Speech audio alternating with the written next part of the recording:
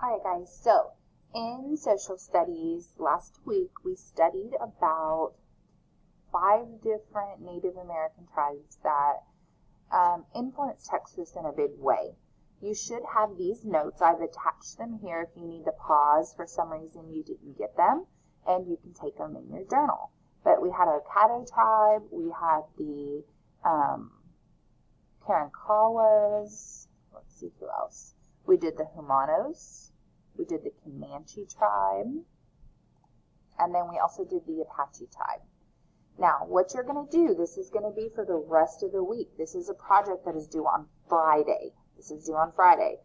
You are going to create a product, and I'm going to let you choose what your product is, but it has to show everything that you learned about these tribes. So you need to use your notes.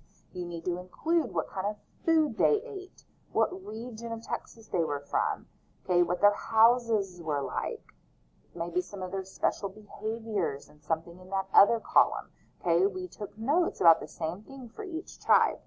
You're going to pretend like you're teaching this to somebody who has no idea about these tribes.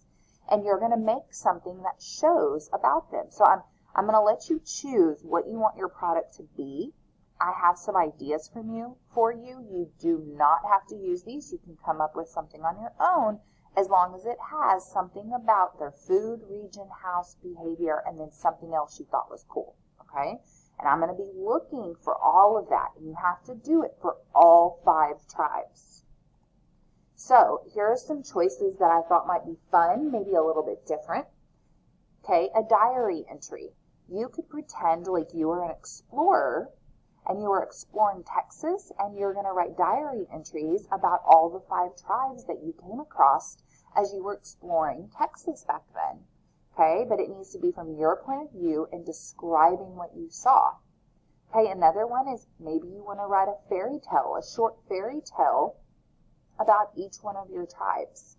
Okay, you're going to make up made-up characters, and it can be kind of like a Cinderella or a Little Red Riding Hood, but it still needs to be about the 5 tribes and give me information. I still want to, your purpose for writing would still be to give me information, going back to our author's purpose.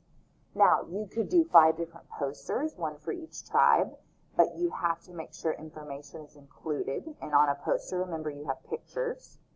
All right, but I'd still need that information on there somewhere, whether it's in a picture form or in words where you're labeling, I would need them. So there's 3 ideas. Here's 3 more. Okay, I know this one seems kind of weird, but you could write a recipe about everything that it takes to be a Caddo, okay, and all the different ingredients it would take, and maybe some instructions to be that. I don't know, you could get creative, but you would need 5 recipes because we've done 5 tribes. Next, maybe you want to write a newspaper story.